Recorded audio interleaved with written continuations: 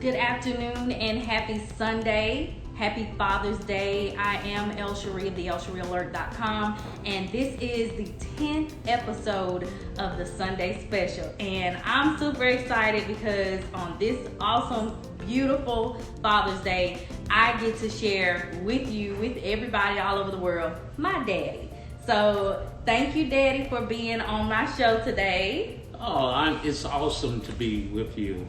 I have enjoyed watching your series over the weeks, and it has been really a great process that you're doing now. And so I'm excited to be a part of it and looking forward to this interview. Thank you. So y'all, when I asked my dad to be on the Sunday Special, he looked at me kind of crazy because you know me, you don't know what I'm gonna ask. And him being in media, he has a long history, and I'll let him talk to you all about his background in public radio and marketing and all of that good stuff. But he has a long history, great career in media. And so with me saying I want you to be on the show, he's like, okay, I know I've been watching it, but I don't know what the heck she gonna ask me. So of course I had to treat him like I have to treat other media folks too. I had to give him his questions in advance. So he needed his questions in advance. He wanted to make sure. But Daddy, I just want to thank you really quickly for being on the show, and thank you for all the support over the years. The Sunday Special has been one that was very impromptu. Shout out to Miss Kimberly Rome. I think I see her on there now, who pretty much forced me into doing this in the first place. But I'm really excited about where this is turning. The whole process, the whole goal of the Sunday Special is kind of to help people see what other folks are doing. Just to give you a little bit of just a taste of what people are doing. So on this Father's Day, even though you may think we're going to talk about a whole bunch of daddy stuff, no. I really wanted to kick it off with you just kind of telling everybody who you are, talk a little bit about your career, your background, and everything. Well, again, thank you for having me, Cherie. And I'm from Oxford, Mississippi, born, bred, and bled. And so I'm excited to be a part of this. I'm excited to see the growth in you, and you sort of taking a leadership role in exposing people to the positive things of life, and I appreciate that. But my career started way back in about 1978, so I'm dating myself. Started out working at a commercial television station. Actually, even before that, I started working at my campus radio station as a DJ at the University of Mississippi. What was your nickname again? My nickname on my own air name, my bad. My own air name was Sweet Tony. So I had the Sweet Tony Soul Patrol show going, and it was a very popular show in Oxford on the campus of Ole Miss because they didn't get any R&B or soul music at the time, so it was very popular. And from there, I went to work for TV9 in Tupelo, WTVA. Ended up producing and directing the news, the 6 and 10 news on WTVA. And that's where I met my lovely wife, your mother. She was able to come on TV and sing on a program that I produced called Campus Report from Russ College. So we kind of bonded from there and got married, and now 38 years later, here we are. So from TV9, I went to Russ College, where I recall the president of Russ asking me, did I know anything about building a radio and television station? Well, I didn't. I worked at one, but I didn't know anything about building one. And so I said, sure. Because I've always been the person that I can do anything through Christ. I can do it. And so God has blessed me with the knowledge and the ability to do certain things. And so I took on that challenge and built the radio station and television station at Russ College. Cool. Well, Jackson State University found out about what we were doing at Russ and recruited me to come and build their radio station. And so I did that. Shout out to WJSU. WJSU, and you hear about this as sort of a full circle in my career, because I stayed at Jackson State for 9 years, and then I was recruited by the University of Alabama in Tuscaloosa, where I managed their public radio station and built a radio station in Selma, Alabama that covered the central and southern part of Alabama. And that station's still in existence now. It was a 100,000 watt public radio station in Selma, Alabama. So, Alabama prepared me for my career at Bradley University, because when I got to Alabama, I had an all-white staff who really had never worked with anybody black.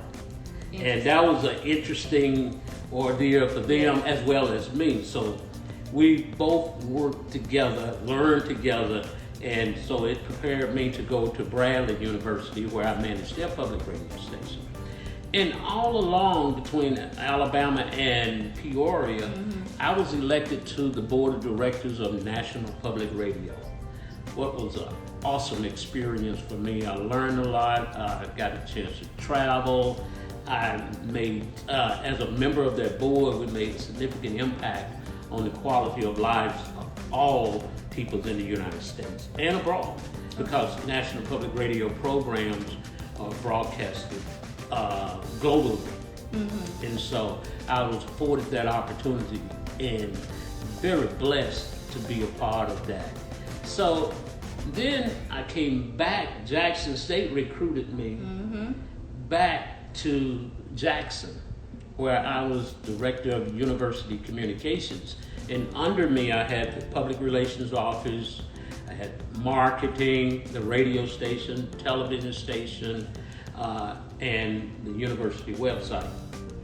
So I was a spokesperson for the university, and all public relations matters came through me. And that was an awesome experience as well. And it came with a great deal of responsibility. Can you imagine everything that's going on with the university? I had a hand in disseminating the information and promoting the university, so I did that. And then we left the university, and my wife and I, Melissa, started a marketing and public relations company, a firm, and we became public relations consultants and marketing consultants, AD marketing and communications. And you can visit us on our website at AD Marketing Communications LLC. Get the plug in. So you can see what we're all about. And now I'm back at the radio station at Jackson State, managing WJSU, while Melissa is managing our PR and public relations and communication firm. So we're excited about that, and things moving quite well. We've done business with various companies across the country and in the state of Mississippi. So we're excited about that. So that's a little snapshot of my career. It's a long snapshot. I remember, and so like if you're, you watching this, you paying attention, if you're listening to everything that he said, then you probably know where I learned a lot of my stuff from, just by watching. So when we were little, Daddy used to make us listen to jazz music all the time. We would fake losing our bus pass, so we had to ride the bus, especially when it rained outside, because y'all know it smelled like corn chips. So we didn't want to get on the bus. So we would fake or hide our bus pass, or say we missed the bus or whatever, and try to get Daddy to take us to school, and we thinking we're gonna listen to hip hop, or what was that show? Morning edition from National Public Radio. Yeah, we had to listen to that instead of, what was that? It was another radio show that had a radio soap opera, It's Your World, and Russ Parr Morning Show. Yes. We wanted to listen to all of that. Daddy made us listen to that National Public Radio stuff. And so, it would always backfire. But we also got a chance, which was really cool, because, we moved around in different states and stuff, but we also sometimes had to go to meetings or go out of town with him. But we became, I think, more cultured because we were exposed to a lot of things. going to DC, seeing the White House when we were little kids and stuff. That was like really interesting, especially for a black family, a young black family. So, I mean, that's one of the things I remember. Well, I recall the Tuscaloosa News, which is a newspaper in Tuscaloosa, doing a story on you all. Actually, our family, and they talked about you all riding to school with me, having to listen to Morning Edition from National Public Radio.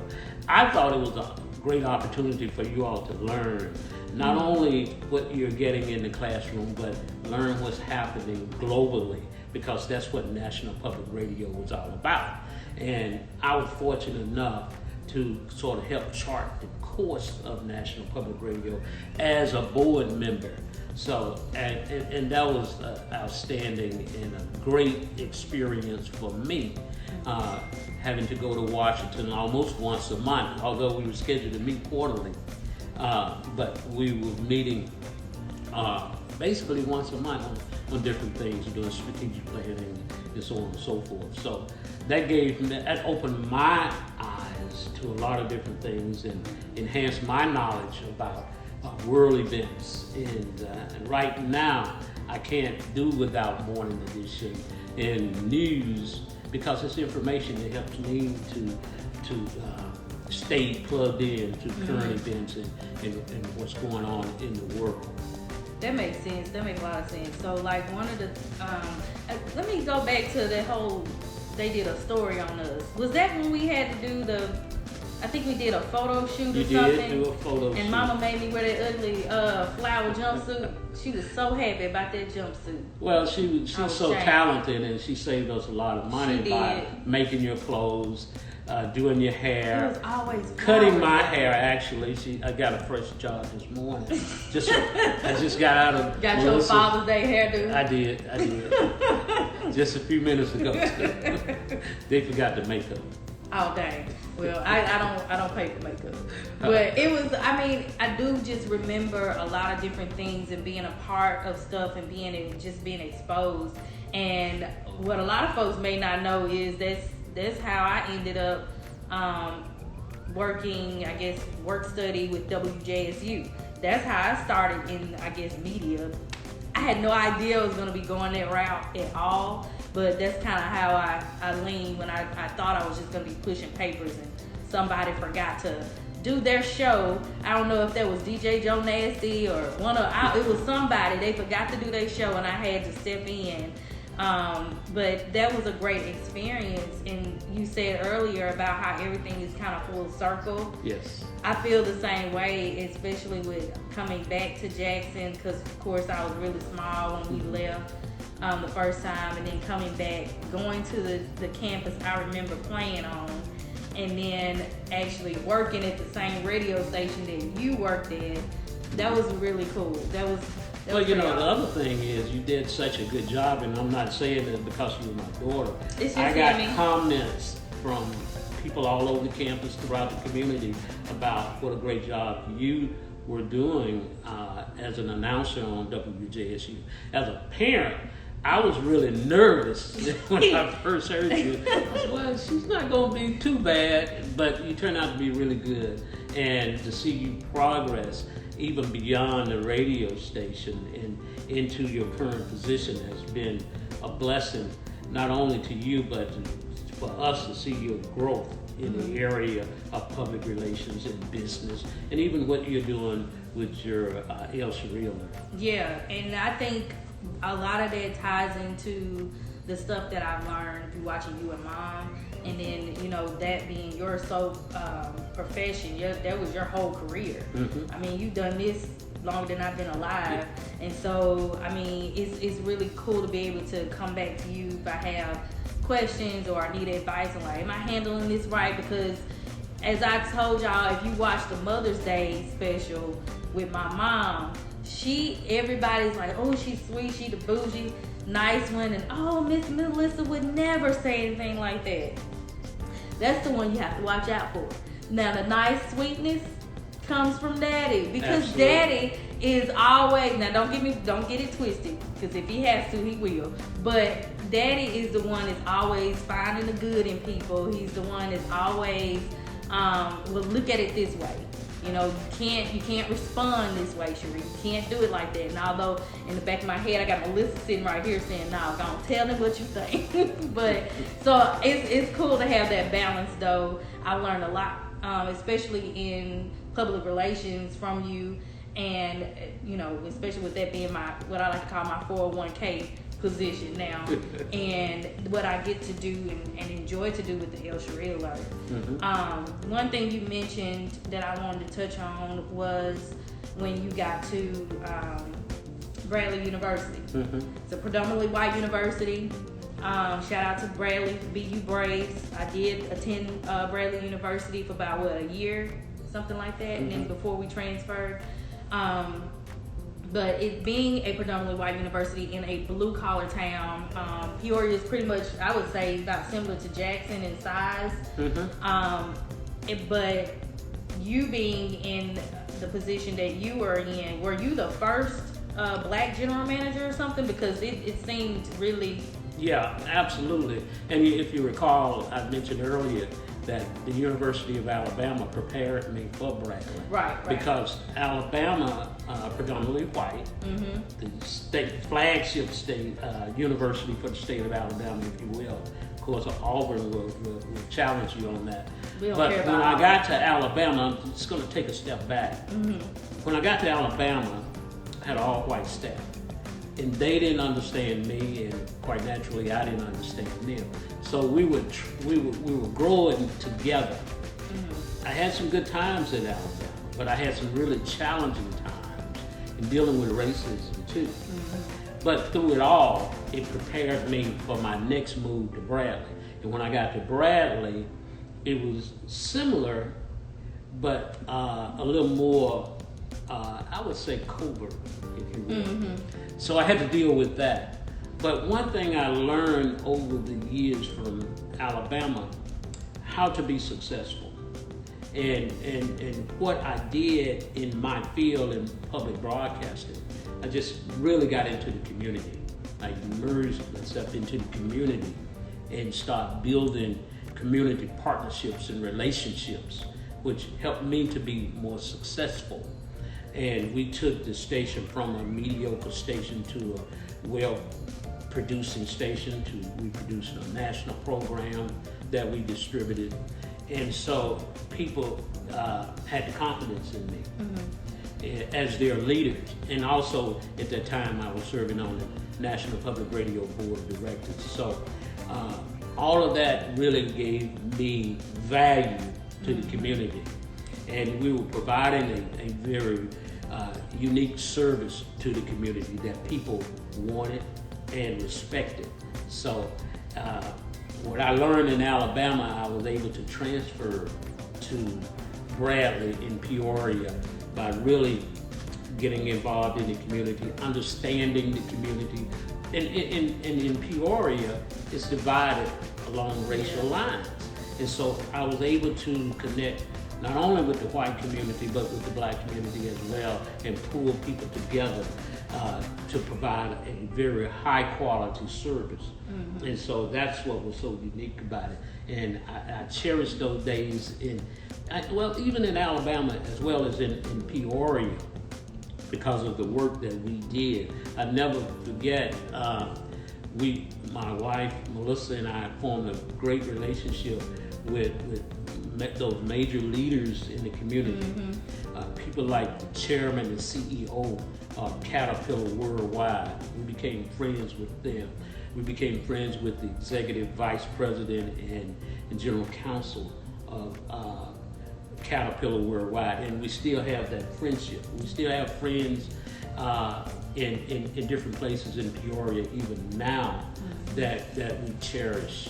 So it was a great experience in Peoria dealing with the different races in Peoria, bringing people together and getting us to support a common cause. So what was one of the, just because I'm sure there were many, but what would you say would be one of the most memorable or most challenging times that you faced at either Alabama or Bradley dealing with race relations?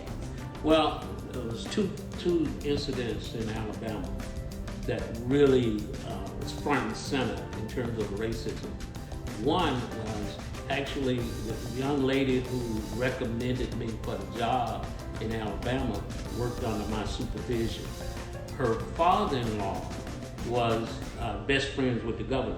Mm-hmm. And when Melissa and I moved, when we all moved to Tuscaloosa, this guy took us around, introduced us to different people, made sure that we were comfortable in Peoria. And in fact, he also had made a pledge to give the station and the university some land to build a new station. Well, his daughter-in-law was my fundraiser. And she was this pretty little Dixie girl, socialite, that did not raise money. And if you're a development director, your main job is to raise money. I had to fire her. And that really put me at odds with her father-in-law.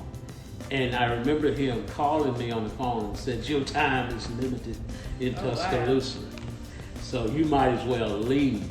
And from that point on, things just got to be complicated for me.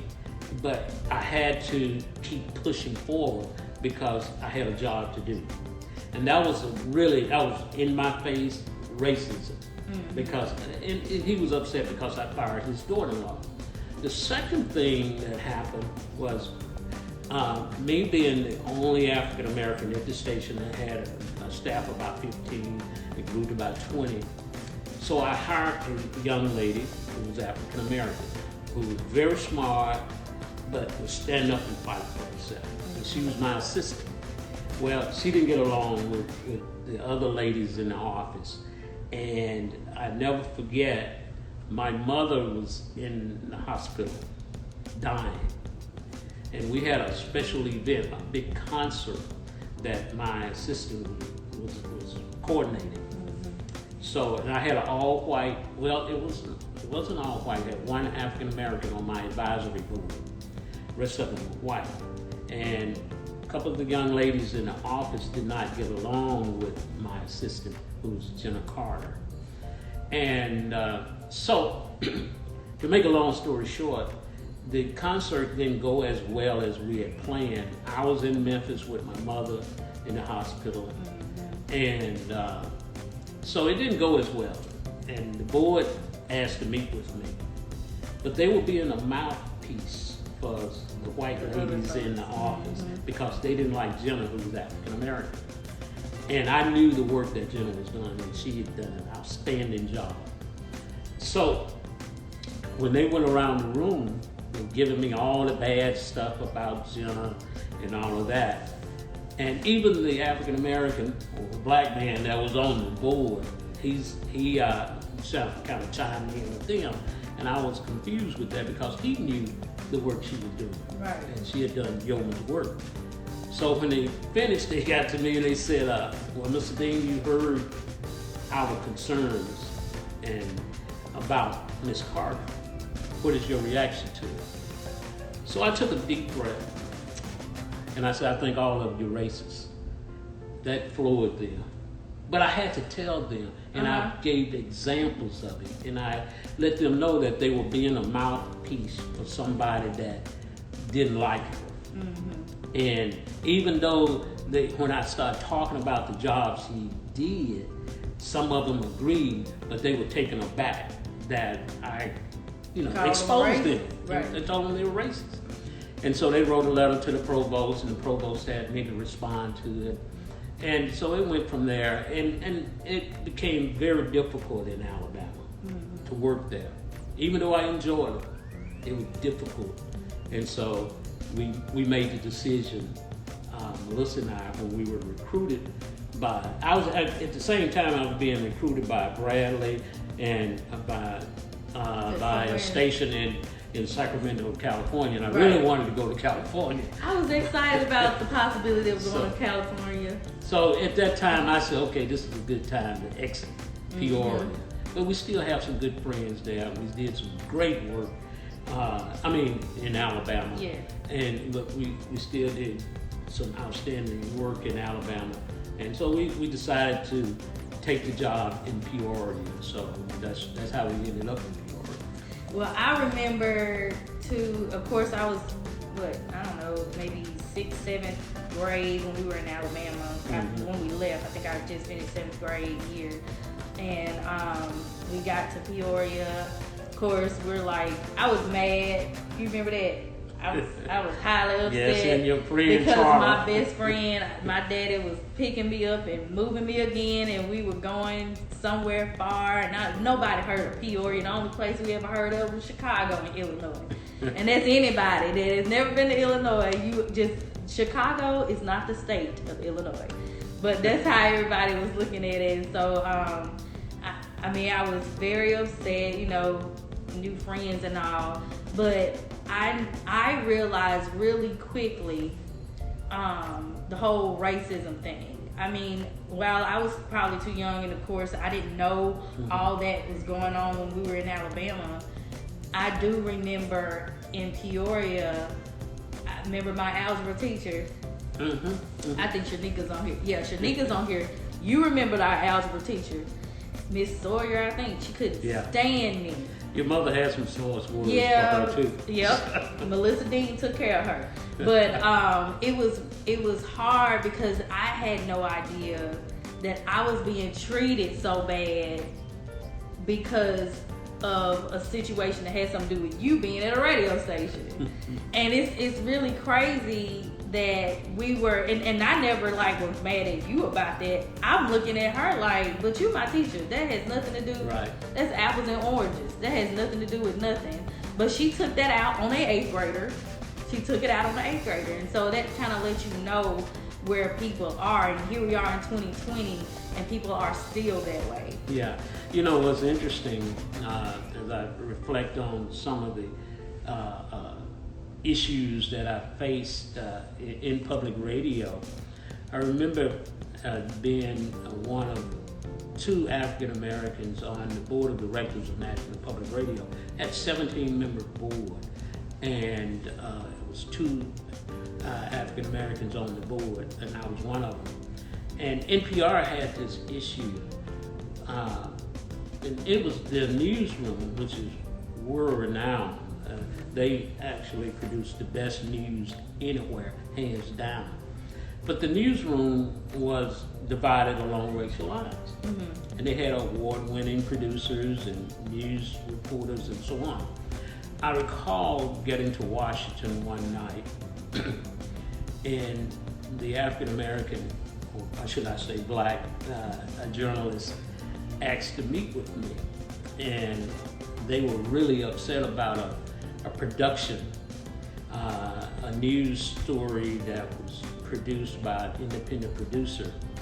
And the name of the story, and those of you who have followed National Public Radio may remember this, called Ghetto Life 101. And it focused on the day in the life of a resident in the Ida B. Wells project in Chicago, housing project.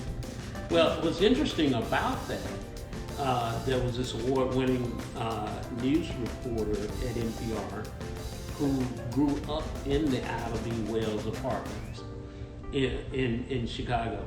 And she had gone to the VP for news and said, hey, I got this idea for a great story. And it's going to focus on the positive things that are happening in the housing projects and the successful people who came out of it, because they had lawyers, doctors, broadcasters, journalists, and what have you, to come out of those challenging living conditions, and they turned it down. Oh, wow. But then a few weeks, maybe a month later, this independent producer went to the same VP and said, I got this idea. It's a groundbreaking idea. We're going to equip 2 young black teenagers with a camera with a tape recorder and a microphone and said, go and record the life of a resident in the Ida B. Wells. And obviously what had happened, it focused on all the negative things from drugs to prostitution to all crime and this whole stereotypical lifestyle. And so the black journalists were just furious about it. And so they called on me to address it on the board level. So being a board member, there's a real fine line that you have to walk because actually a board member's only responsibility is policy. But that kind of crossed the line, and so I spoke up at the board meeting and became confrontational with one of my white colleagues on the board. And we went at it, but they got the message that this was wrong, it was stereotypical, and something had to be done. But what really, the positive thing that came out of that was NPR established an ombudsman position, which would look at different story ideas and really advise senior management on the right way to handle these things. So it did improve, and so we counted it a success. But it was strictly racist. It really was. And so I was fortunate to be in the forefront of that. And another thing that happened in public radio that I'm really proud of, I had the opportunity with a couple of other managers, black managers, to testify before Congress and the need for more support for public radio minority stations. And we were able to get more money put in our stations for that. And so, and just recently, I served on a national committee with the Corporation for Public Broadcasting that would help minority stations, rural and minority stations, as well as all stations in national public under public media. But we were able to get more money in the hands of stations. And during this pandemic, we were able to get more money as well, so to support those stations. And those were some great things that really had a significant and a positive impact on public media and this country as we try to keep information front and center for the American public. And that's a good segue to kind of go into the responsibility of the media. With everything that's going on, you're seeing two different sides. You got the new generation, this current generation that pretty much isn't playing any games, and with all the technology that we have, they're able to get it to you faster, instantly with social media, going live and things like that. And then you see one side of the story, or you may see the entire story with that, but you're seeing time and time again where media is almost like it's picking sides and it's choosing what part of that story to air. So it just kind of, it makes me think, what's the responsibility and the role of media? Well, actually, it's very simple. The responsibility for media is to be fair and balanced. They have to tell both sides of the story. And unfortunately, you have certain media outlets that have latched on to a particular political party. And I'm not ashamed to call them out, Fox News. It should be named Trump News. But what we do in public media, we try to be fair and balanced. I know we've been accused of being a liberal news organization, and that's only when conservatives are in power. The Republicans in power, we get blamed for being too liberal. But when the Democrats are in power, then public media get blamed to be too conservative. It's because we're covering the entire news, and we take pride in our fairness and balance in our coverage. But again, with technology the way it is, it has opened up news coverage and expose some of the biases that's in news and forcing some of the news outlets to be more fair and balanced in their coverage. So, you know, nowadays, it's almost everybody can be a reporter. They have a camera phone and they are reporting right on the spot as it happened. You know, with the unfortunate and racist act of the police officer in Minnesota on Mr. Floyd, just think if you wouldn't have had someone with a cell phone, then none of this would have come to fruition. What we're fighting now, we'll still be fighting, and we are in a certain extent, the racist act of police officers and how they've treated African Americans throughout the years. So now it's trying to center people seeing it, even though they knew it existed. You know, they can't hide it now. Right, you can't hide it. It's a different emotion tied to it when you hear versus when you see it with your own eyes. Absolutely. Because I remember, like, you brought up George Floyd, like, when I saw that video, and I didn't want to look at that. It seemed like eternity. That video was so long to me. But just watching that and hearing that man call out for his mother and saying he can't breathe, and then to have Petal, Mississippi's mayor say, well, if you say you can't breathe, then you can breathe. What? So it's a lot of anger behind that.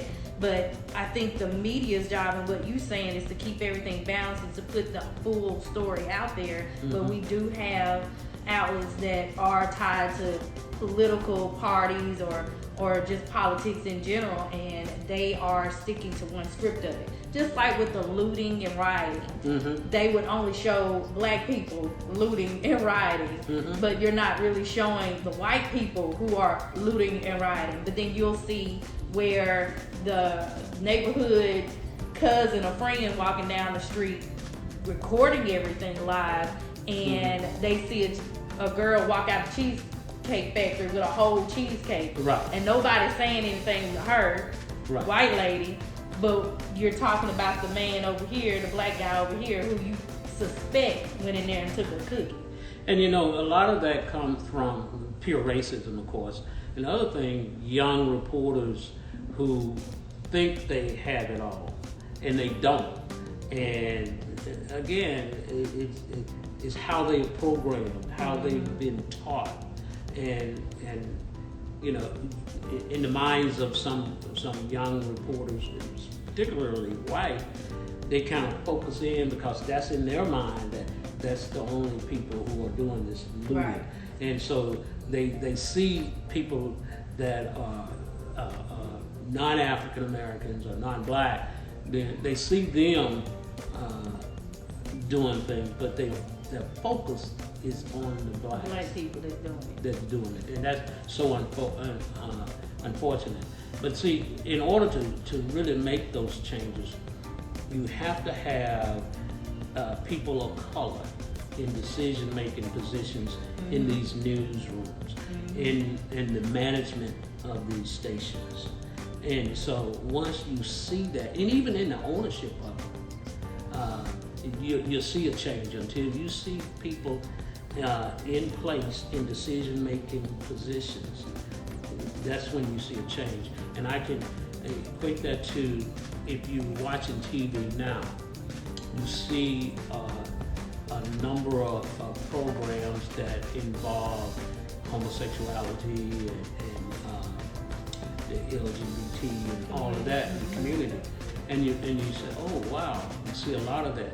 The reason why you see that is because you have those same kinds of people in decision being making. Represented in the decision making. In decision making, in ownership and things of that nature. So it's changing the mindset of people, making things more acceptable. And getting back to news, that's what you need. You have to have a true diversity of decision makers in position in order to make a change. And I would say the same thing, you know, just kind of go into like your your business consulting and everything. Absolutely. I think that should be in companies and businesses, and that's why you're seeing now with the uproar of and the outcry from the Black community that Black Lives Matter, all Black Lives Matter. Companies have started paying attention. Let me look back at what we're doing. What are we doing that's not reflecting that we're truly equal? But you know what, and that's good that we're making progress, but it's not fast enough. This really started to evolve after the George Floyd murder. Then people are standing up and saying, "Oh, what can I do? How can I didn't realize this was offensive. Now we got to make some changes." Like the Aunt Mama. Yeah, and even in the state of Mississippi, with this flag, it's crazy. You know what this flag stands for. You know people were hurt. You know people that died, family members died, but you have a group of people who want to be steadfast in their position on the flag. And we're the only state in the union that has a rebel flag symbol. Something wrong with that. But you have a lot of people speaking out, but you still have a number of people who are hiding behind that. It says a part of your history. Yes, it is a part of your history. Put it in a history book. Put it in a museum. And let's move forward. Let's stop dividing this state, because this state will not move forward until we deal with that flag. That's true. That is very true. And then because one of the things I wanted to ask you about is kind of like, I think Val was talking about this yesterday in Dallas. A lot of the companies kind of band together and they got their employees and they're painting Black Lives Matter on the walls and stuff throughout the city. You have Black Mayor of Washington, D.C., who made a very bold statement. Yes, he did. That is definitely historic. A very bold statement with painting the first Black Lives Matter on the street leading to the White House. Yeah. 1600 Black Lives Matter Boulevard or something like that now. So I mean that's a loud statement, and then other cities, major cities, begin to follow. Like I said earlier, this generation really isn't playing. They are very vocal about their stance and their fight for equality. I was having a conversation with someone about, hey, 400 years is up. Right. And that's even biblical. 400 years is up, and it's time to make the changes. And I think with these companies saying, okay, let's look at what we're doing. Aunt Mama, for example, they changing the name, they're changing the branding, because I don't think it's not just because they didn't know that was racist, that they didn't know that was offensive. I think they realized, okay, this generation knows their worth. This generation knows that they spend billions, trillions of dollars. The Black community is the bank. We put all that money into those companies because we're the ones buying up everything. So when they realize that, okay, well, we need to make a change, because if they stop, we out of business. Well, you know, I applaud the efforts of the young people, every day, and I think they're making an impact, a positive impact on the economy and the economic conditions in this country, and I want them to continue to press harder to do it, because the fight is not over. But I think also they have to do, in addition to marching and doing things of that nature, but they need to get in positions to run these companies. They need to get in decision-making position, as we have been talking about, because that's what real power is. When you own these companies, manage these companies, and then you can bring about real change.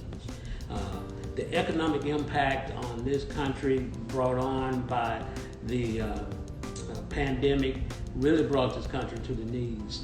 And so that's an example of what the black dollar can do. Absolutely. So you pool your resources together, get in decision-making positions, so that you can make a true and positive impact on what's happening. I never forget, I heard this lawyer, we were talking, I think I was living we were living in Tupelo, and we was talking with a couple of guys, professional guys that used to hang out with us, and a couple of lawyers was in there, and this guy was telling us about this former congressman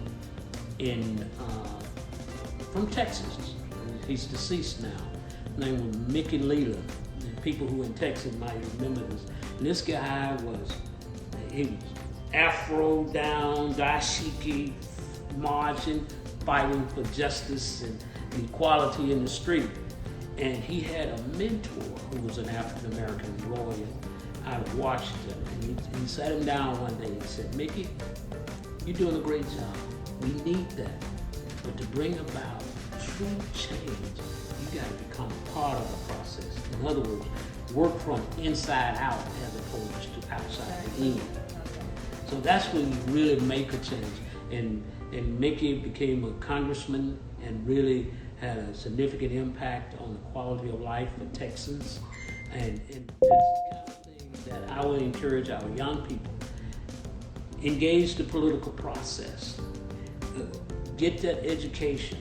Get those jobs. Become owners, business owners. Become managers and leaders in your community and in the corporate world, so you can really bring about true change. I agree with that 100%. And what I've been seeing a lot lately, and even I think Beyonce did this recently. She put out a song, and then I guess there was a list of black businesses to support, and I think that's phenomenal. So you're seeing a lot of people, really this generation, say, okay, we're gonna band together and we're gonna spend our black dollars on our black businesses. And so I think that's really key, is starting that work from the inside out. The other thing I was thinking about is, like, what advice would you give a black business owner? Most of them are small. You have a lot of larger ones too, but what advice would you give from a crisis standpoint with this pandemic, with the condition of the racial injustice that's going on? What advice would you give to black businesses? Well, I think what I would advise all black businesses, number one, to make sure you have a high quality product, okay? And number two, you have to market your product. And I've seen this happen over and over again with small businesses, black businesses. Yes, they're trying to start out and get their feet under them, but the mistake they make is not put enough resources into marketing. Nowadays, you have so many different platforms to market your business. With social media, it's much cheaper than trying to buy television and radio and billboards and all of that. And you can target your message to a certain group of people, understanding who you're marketing to, and then do your focus marketing in that area. But always invest in marketing, because if people don't know your product, how are they gonna purchase it? But make sure you got a great product, make sure you got great customer service, and market what you do. That's going to propel your company to be more successful in your chosen field. Always keep your customers top of mind. And one of the things I was going to add to that, because I used to do customer service at the airport. Do a couple of customer service forums and stuff.